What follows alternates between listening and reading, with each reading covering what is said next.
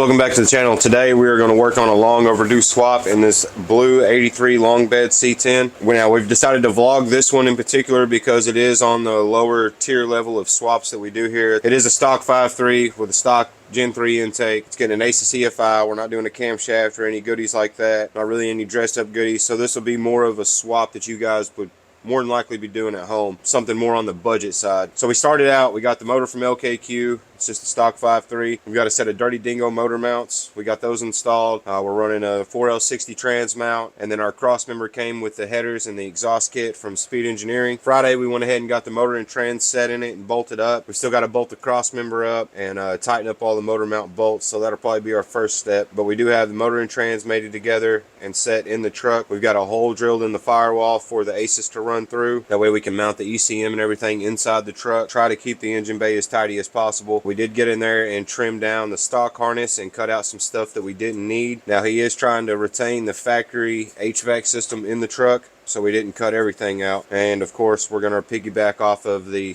factory start and crank circuit in the truck. So let's dive into this, do a budget LS swap. You may have saw a video where we went through and listed all the parts that we use to do a swap like this.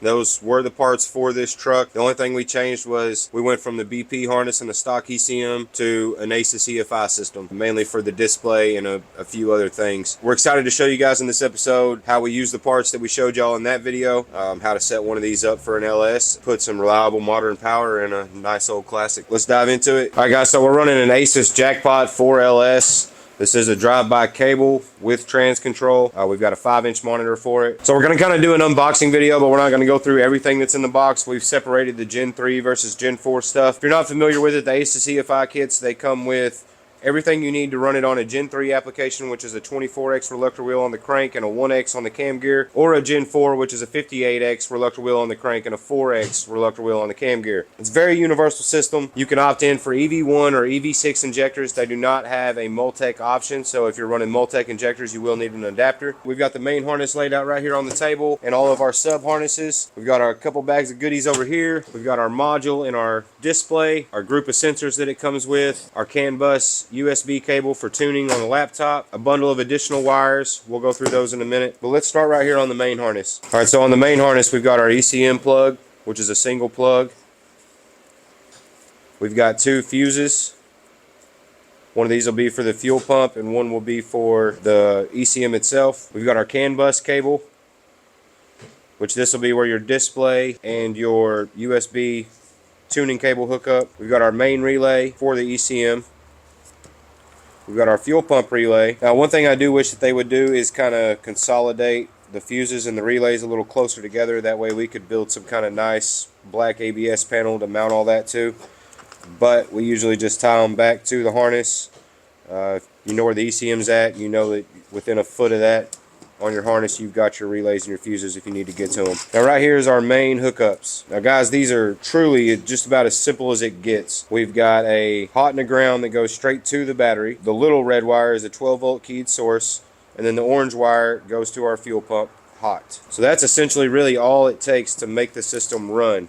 Everything else that we're going to need to pin out will come out of the additional wiring harness, which is our next plug on the main harness.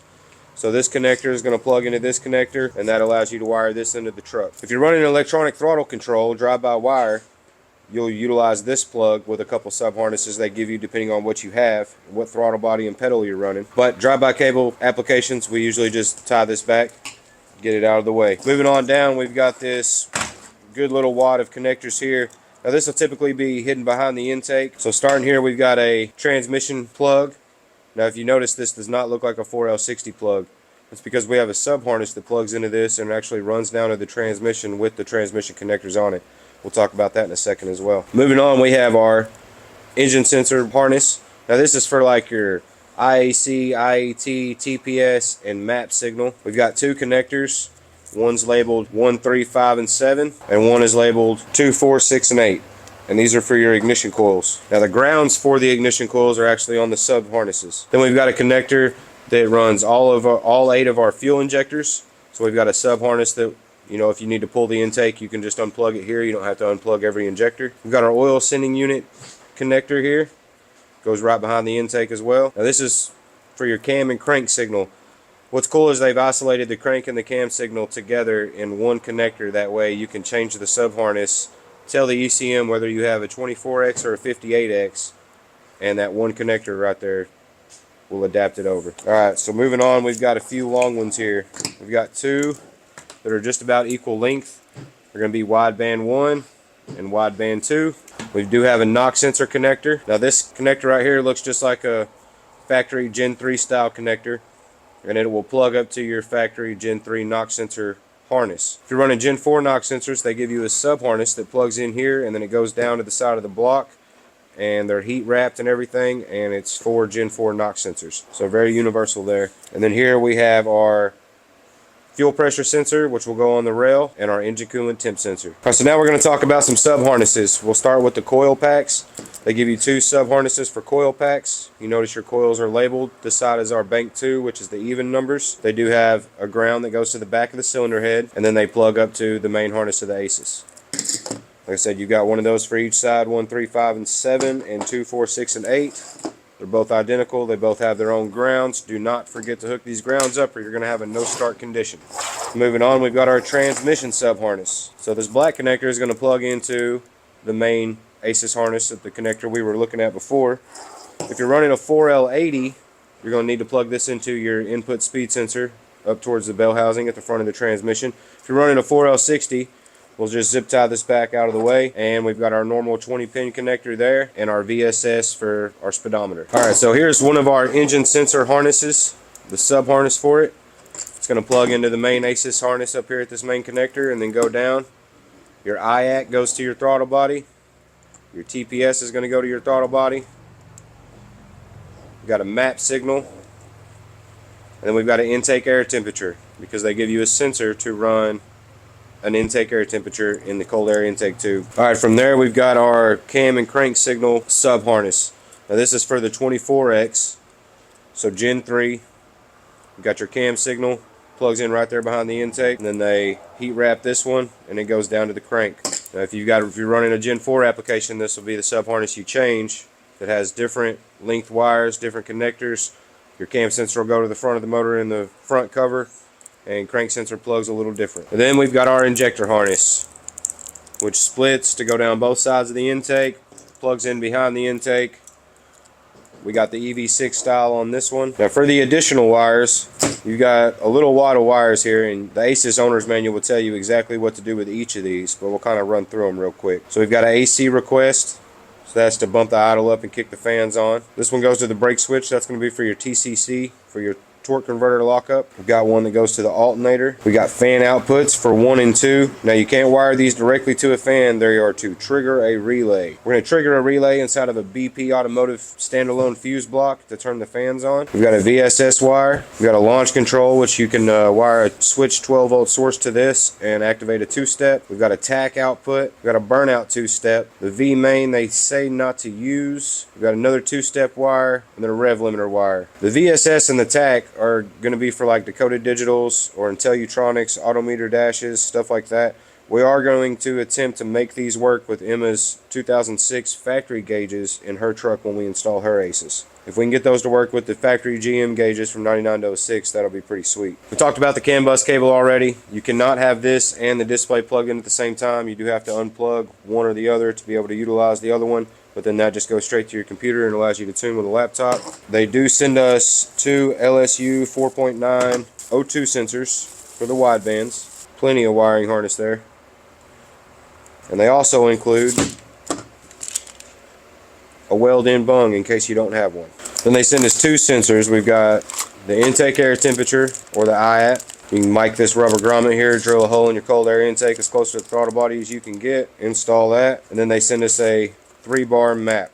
Now this is a Gen 4 style sensor, so if you're running a Gen 3 intake, it is not going to fit, but you can tell the ACES what map sensor you are running and it will run off. From there we've only got a couple things left. We've got our ECM, which you can tell it's about half the size of a Holly, Terminator X-Max, single plug,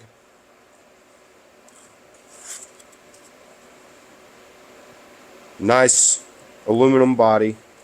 We've got our indicators on top. We've got 4 of those there. Super easy to mount. Now they do offer a 7-inch and a 5-inch. For this particular build, we're going with a 5-inch.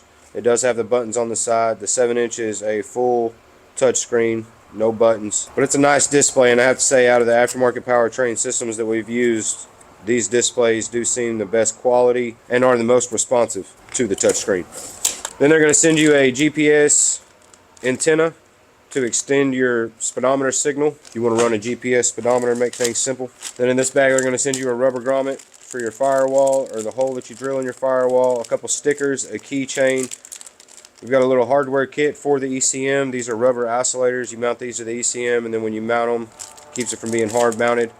And then we've got a USB to Type-C adapter, so you can plug a flash drive into your handheld and do firmware updates. Alright, so we're about to get this thing stuck on the truck, installed, ran through the firewall, and start getting our sub harnesses hooked up and connected. You guys remember we are direct dealers for ACES, so if you have any questions about them, let us know. Send us an email, or go to our website and contact us through the Contact Us page. So let's dive back into it and get this thing put on.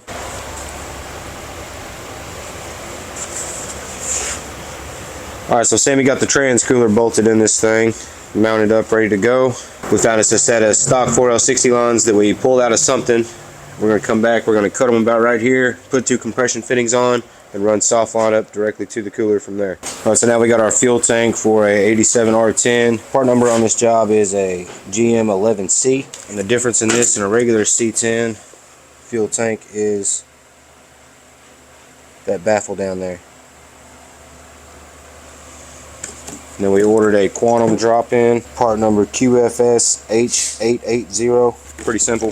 Our sending unit, our hanger, our pump, everything's plumbed and wired, ready to go. Purple wire goes to the pump, gray wire goes to the sending unit, black wires are ground. And this did come with, we did opt in and get the ones with the AN fittings on the end. So we're going to go ahead and drop this thing in there and get it ready to go. Alright, so as of right now, we got the pump assembly installed in the tank, facing the right direction because this is going to go on the driver's side. So that means filler nick and vent tube are to the back. Now as of right now, the truck only has a tank on the passenger side, and we need the brackets from that to go on the driver's side. So I have to pull all that out, get our mounts mounted up here to get this thing in the driver's side of the truck. Alright guys, so we've got a pretty good little decent patch of parts that we're still waiting on for this thing that we're having to round up and gather up. The owner's helping round up, gather up. But we do have a few things that we can do in the meantime. We're trying to keep it to where we're not backtracking on ourselves and fighting stuff that's in the way that we could have waited to put on. But at the same time, we're not trying to let it hold us up too much from being able to get this swap finished. Probably start on the fuel system this afternoon. We're going to get his BP Automotive Fuseblock organized and set up and mounted and start getting that stuff ran for the fans. Sammy's still got to put the grill and the headlights back in it.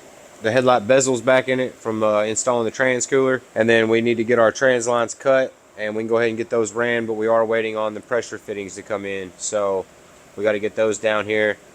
We've got to find an oil dipstick for this thing, which I think I've located one here at the shop. Not a big deal. We are waiting on an oil sending unit and a engine coolant temp sensor, but I think we're going to go ahead and get the intake and the coil packs mounted up. We're waiting on plugs and wires. It's all the nickel and dime stuff, the little stuff that factors in at the end of one of these. We got to get his AC compressor and the ICT billet bracket all put together and bolted up to the front of it. Probably dive into that this afternoon. But we're just going to try to chisel off as much as we can off the list today. Alright, so we're making progress. We've got his fan relay fuse block mounted up down there on the back of the core support. We got our harness ran up and around. One of these main red wires goes to that fuse block down there. The other one, along with this black wire, goes straight to the ACES.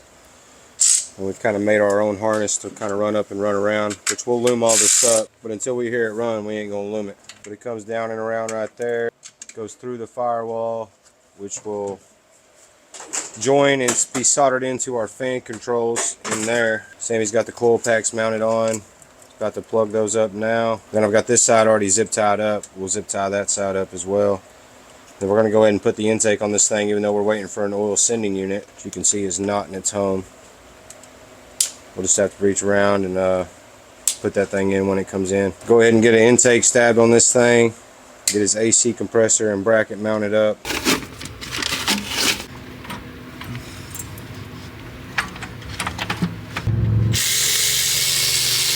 Alright, so we got the intake and throttle body on this thing. About to get this AC compressor and ICT billet bracket done up. I do have to get a different set of fuel rails from the house off another intake that have a return and a regulator on them.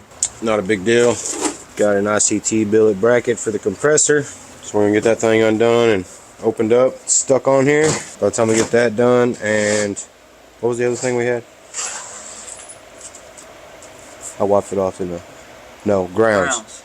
We gotta make some ground wires, some ground cables. By the time we get that done, it'll probably be time to call it a day, and we'll regroup and see where we're at in the morning. Alright guys, so now we're going to talk about the fuel rail setup, the regulator and all that. We're going to kind of break it down and show you guys the differences and what you might be dealing with for your application. So what we pulled off of this intake that we pulled out of the cabinet for this thing was a single feed non-return style, which means the regulator is built into the pump assembly in the factory truck that this fuel rail was on. Now this is very common in the 03 and up applications. GM kind of got away from a regulator on the side of the rail, but if you're running a 99 to 02 intake, your fuel rail is going to look like this. It's going to have a feed, a return, and a vacuum reference regulator right here on the rail. And the way this works is it allows the fuel to come in, tee off, go to each rail, and then the fuel pressure at the rails is regulated, and what is not used is sent back through the return back to the tank. This vacuum reference goes to the intake manifold. That way when it picks up a rapid change or a huge sweep in manifold absolute pressure, it can adjust accordingly for you. These old dirty injectors are the ones that came out of this fuel rail. They're not clean or reliable.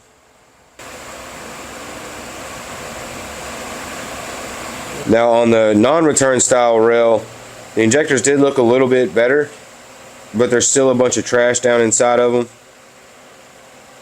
and a couple of the tips didn't look very good. And I don't want to risk blowing up this engine. So what we're doing is we're getting away from the Multex, we're getting away from the 25 pounders. We're going up to a set of GM 3411s, which if I remember right, these are 36 pounders. And this set of injectors came out of my personal truck, so I know that they're good and I know that they're clean because they did not sit inside of a set of fuel rails with a bunch of fuel in them to varnish. From there, we've got two AN adapters. They also make a quick connect style of these. We've got a 3/8, and then we've got a 5/16 for the return. Now if you're not familiar with these, the way they work, it's got this little collar that has a notch in it that you'll thread out of the fitting. Then you can see on our return side, the 5/16 side, we have a lip on this rail right here. So threads facing the end of the fitting, we're going to put that on right there. Then we're going to slide this on. Keep in mind that thing has an O-ring in there, so it's going to be a tight fit. And then from there, you thread this down, and when we tighten this up, it's going to create a seal on the end of this line and allow us to adapt to 6AN. So now we just got to tighten that up with our wrenches. We'll do the same thing for the 3/8 feed. Now being as we're running the ACES system, we've talked about it a little bit, but we are going to run a fuel pressure sensor. The kit does come with this 6AN adapter that is threaded for an 1/8 inch MPT fitting, and that's going to allow us to screw this on our return side. That way we can check regulated fuel pressure, not deadhead of what the pump's making, and then we can screw our return line on here and send it to the tank, and our feed will come in here from the tank. Now from there, we've just got to pop these injectors in the rails, get them set on, and these are also EV6 connectors, so we'll be able to run we don't have to run any adapters or anything with the ACES harness. We can run the sub harness. So we're going to get this put on, and then we're going to work on some front accessories. Alright, so we got the fuel rails and injectors on this thing. We're about to get up here and run our Injector Sub Harness and our engine sensor harness. Try to tuck everything down under the fuel rails the best we can. That way it looks nice and tidy. Now one thing, if you do put a 99 to 02 fuel rail setup on a 03 and up intake, the intake is shaved right here where this vacuum reference goes. So what we're going to do is we're actually going to take this off the regulator, and we're going to access this port right here, and we're just going to run a small piece of vacuum line up and over and down. Alright, so I found our main harness back here with our injector plug, so I'm going to go ahead and plug that up. We're going to drop that back behind the intake. Evens go to the right side. What I like to do with these is I like to run them under the fuel rail, so you don't really even see a bunch of wires under here. We'll tuck our injector harnesses down, pull this thing through here, just like that. And then we'll pull them out from under the rail. Locks were actually activated, so we locks towards the front. Same thing right here. We got number 6. Bring it down and around. Locks towards the front. Number 4. That's one thing I like about the ACES systems is even running a stock intake and fuel rail setup, it's super clean. There's minimum going on over here. It's tucked away. Never even really going to see anything. Alright, so we got the injector sub harness ran. We've got the sensors for the engine harness ran. Come down to the throttle body and all that good stuff. Got our engine coolant temp sensor put in. We've got the power steering pump and alternator mounted up. We just got to get the pulley on the bottom down there. But like I said before, we are still waiting on a few things. The owner did drop off a few things yesterday, but we're about to a stopping point on this until we get the rest of the parts in. About the only other thing we could do is get the fuel tank in it, and we're waiting to get it over on the rack to do that. So that's going to sum up this episode. This is going to be part 1 of a multiple part series. Hoping to sum it up in 2 to 3 parts total, and that's showing you guys the initial startup, driving it, tuning it, all that stuff, putting some miles on it, getting it ready to go home. You guys stay on the lookout for part 2 coming soon.